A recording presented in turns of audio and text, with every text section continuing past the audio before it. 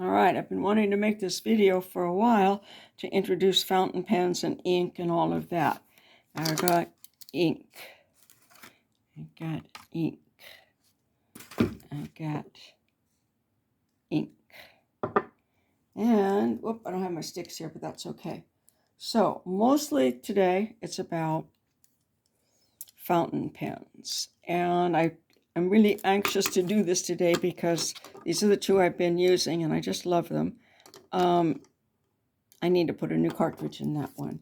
So I thought that would be a nice little thing to do. Let's see. So naturally the cartridges across the room. Here they are. I got these on Temu and I ordered a bunch of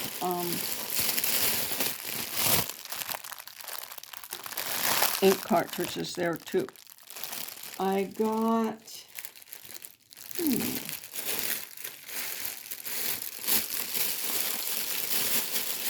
some blue ones that came in a little box, and I couldn't get them to work in this pen. Now this is a fine tip pen, so it may be, but the little plastic poker thing that's inside there that is where the ink goes in, it's plastic. It may be that it's worn down. Anyway, here's what it looks like, and you can see here, put the white underneath it. The ink cartridge is getting low. Okay, in here, let's see. I just moved it around so you can't tell it as much, but there you go. So when it starts getting low, it starts getting a little bit scratchy. And this is probably the most important thing I have to say about using one of these pens. It's a mistake I made many times myself in my life. When it gets a little scratchy, that means that the ink is getting low. Don't try to just milk it for the very last little bit of ink that's in there. Let's see. I'll just use a whole fresh page. Who knows what we're going to be doing here. So when that happens, see, it's coming out. It's nice and juicy. But then at one point, it'll get a little scratchy. We're not going to worry about it. When it does, it's time to change the cartridge. Sometimes the ink gets a little dry. If that happens, the best thing to use is spit. And you put a little on your finger, and you put it on the paper, and you let your pen go into it very lightly, and just that little bit of moisture will be enough to encourage the ink to come down. All right, let's talk about how to hold a pen, since this is full and I don't really need to change it.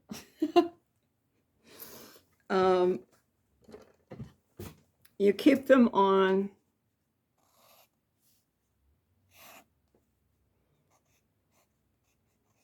a 45-degree angle, like this.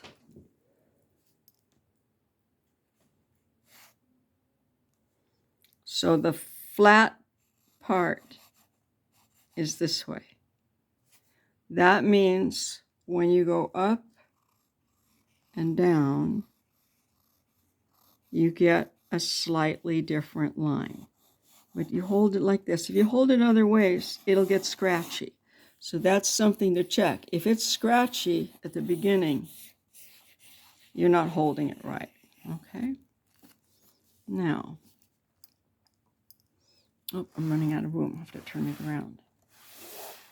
This one here is the smaller of the two lines. This is the larger one.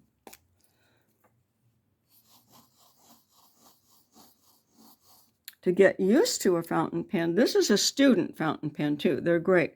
They have a little grip here that's going to show you how to hold it. See, that's how you want it, like so. You don't need to choke it. And this round part you can rest your hand on, but there's how you hold it. Now you notice I actually hold mine slightly differently. You don't have to, pinch it like that, but that's giving you the angle that you need. So then you can hold it at that angle, however you like. This is a good way to practice. Just make connected ovals that are the same size and the same spacing, and holding your pen like that. See, you can do it this way too. Once you are used to it, you can hold your pen way back. See, once you know how to get your nib right. All right, so that's that. Inside, oops, these pull apart. Inside, this is the cartridge. The cartridge goes in that way. This has a little bit of a thinner plastic in it that you poke down into the pen. It's tricky. The first time I did one, I poked it down and nothing happened. And so then I finally went back and I said, I'm just going to push it really hard. And it poked again and went through. And I went, okay, so it's kind of a two-click poke. Okay. Now, these are cartridges, and they are handy-dandy things. I do not recommend putting these into your pocket and carrying them around. I recommend leaving them lying on your desk or in your desk drawer at home and using them at home. They're convenient because you don't have to keep dipping them and they don't bloop out or anything like that. But if you get on an airplane with one of these, prepare to have ink all over yourself or all over your clothes or all over what you had in your bag. If you drive up to the mountains, if it gets too hot in the car, yeah. So they're convenient, but they're still a studio instrument. I haven't even thought about taking these down to the lighthouse to draw, and that's like a 10-minute walk away. All right, so another kind of ink that there is for these pens, and this is the traditional kind, is bottled fountain pen ink. Fountain pen ink only, not calligraphy ink. There's a calligraphy ink, and there's even one that comes in cartridges. Don't put that in these. You read real fountain pen ink. This is by Schaefer. In most of these, there's a well just inside. I think there is in this one. I just can't see it. But anyway, inside the bottle is usually another section that's higher than the bottom. And so you take your ink in your bottle before you fill, and you turn it upside down and pull it back to fill wherever this well is. Because what you do with those is you take your pen and you stick it into that well. But you don't want to stick it like all the way down. You just want to stick it in to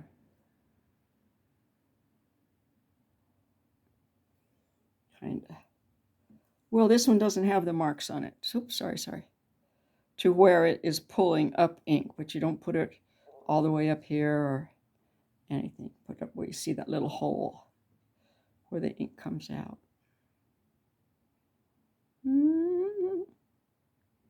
I've got too many things on the screen, I guess, for it to focus.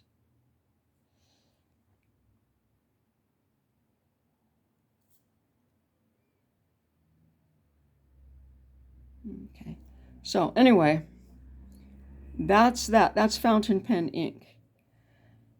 A lot of these, there's another way or a more traditional way. See, this one's almost empty.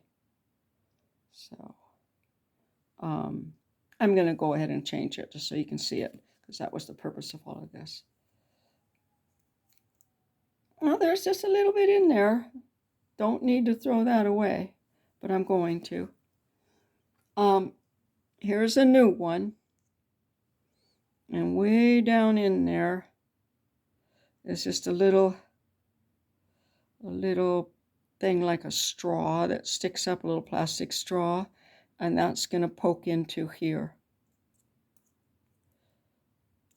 You just put it in like that.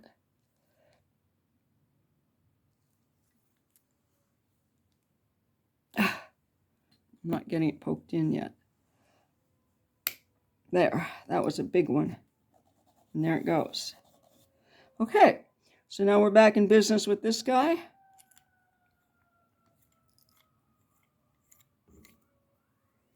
And ready to go. I think that's the important thing. And remember, when it gets dry, put a little spit down. You know, if it gets dry, put a little spit down and then rub your pen in it, and that's enough moisture. Now, I'm going to pause for a moment. Okay, here is the other kind. And you see this nib, the difference in the nib. So this is a student fountain pen, and I highly recommend these. It's a nice nib. It's not exactly a chisel nib. You can find it's got a little round up here that you can feel. I've seen some people thinking you're supposed to draw with them like this, like a spoon. Don't do that. This is it, and this is how you hold it.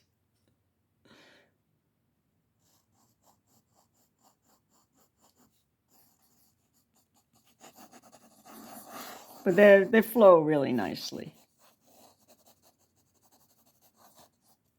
And this is drawing paper that I'm working on, sketchbook paper. All right, I'm getting ink all over myself. I'm having so much fun. Oh, so yeah, be careful with these. I've already got ink all over myself. And you will. That's part of working with fountain pens. Just get a little careless and there you go. All right, so this one here, now you can see the different kind of a nib. And this is more a traditional one. You see it's got little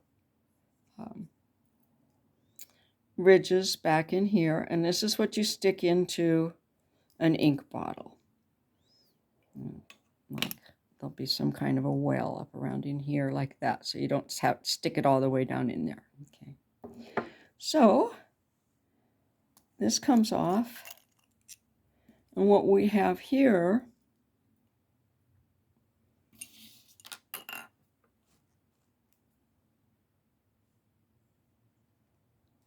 is a plunger system. So we twist this, and the plunger's going down. You see it? We twist it, and the plunger comes up to fill the barrel here. So you twist this, plunge the plunger down gently, everything gently, into here. Then you put that into your fountain pen ink, not calligraphy ink, with somewhere in between the two things of fountain pen and India ink, which we haven't gotten to. This is fountain pen ink made for these pens that hold ink in them. Everything else is too gummy. Okay, so when you stick it down in there, then you slowly, gently, and carefully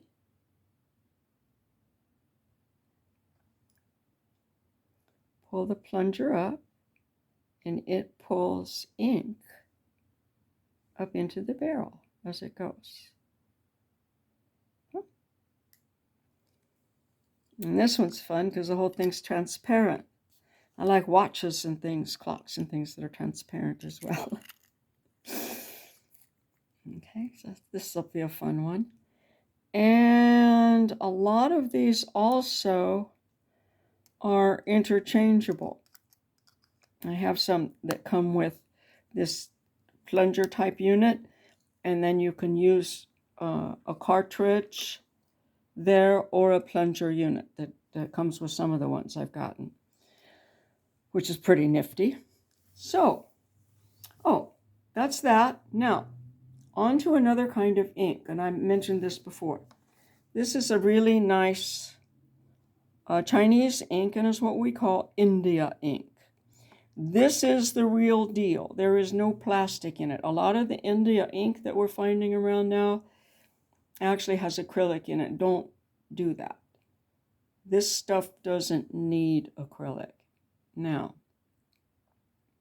here's a great test on it. So this is basically the same stuff that if you have a stick of Chinese ink and grind it, this is what you'll have. It's got a little bit of gum arabic in it, but not a lot. And here, we just take this, it's very condensed, and put it in an egg carton. And that's our blackest black ink, and we can paint with this. And then we'll have other little ones that we have various grays in to work with. And that's the most economical way to use it because it is extremely strong. Now, I got a little scared when this happened. I said, oh no, this looks like plastic, but it's not. What did I do? I took water and I put it in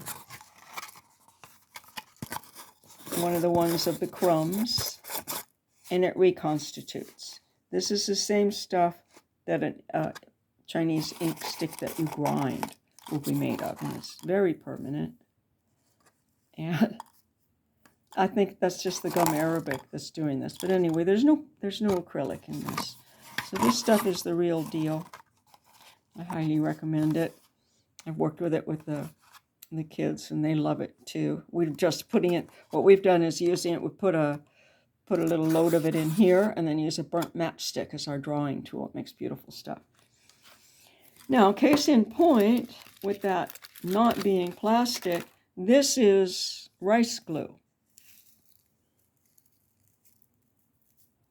When it dries. And that reconstitutes. There's no plastic in that, but it's nice and shiny, just like this stuff. Okay, so here I am on my all natural quest, or my non microplastics quest. Everything we use, when everybody starts using it, becomes a problem. It's like my mother always said, all things in moderation. This is one place to certainly put that. I managed to get ink inside my rice glue already somehow. I don't know how. Okay. I think I've said everything I need to say about these. Never put this in a fountain pen. When you use this, and you use it in a dip pen, make sure you carefully wash your pen. It's not plastic, but you don't want it to dry in your pen nib. Pen nibs have gotten really expensive for the dip pens. So your calligraphy pen or lettering pen, your speedball pen, okay? Speedball is your best all-around selection of artist pen nibs, or pen nibs for people who do lettering, not just calligraphy. Right. Pardon me. Let's see. I have a bunch of odd things to get up that I've just been trying to get on, and kind of sloppy videos, but this one anyway. All of these came from Temu. I was just chatting with a friend about different fountain pens and stuff, and I said, you know, I have a couple of those. I'm going to look and see if I can find one for you. And so I found a whole bunch for other people as well, and myself. I really like these, and they're nice to have. So, highly recommend these. I've got a couple of young artist friends to give these to, and they know who they are. I hope. Take care.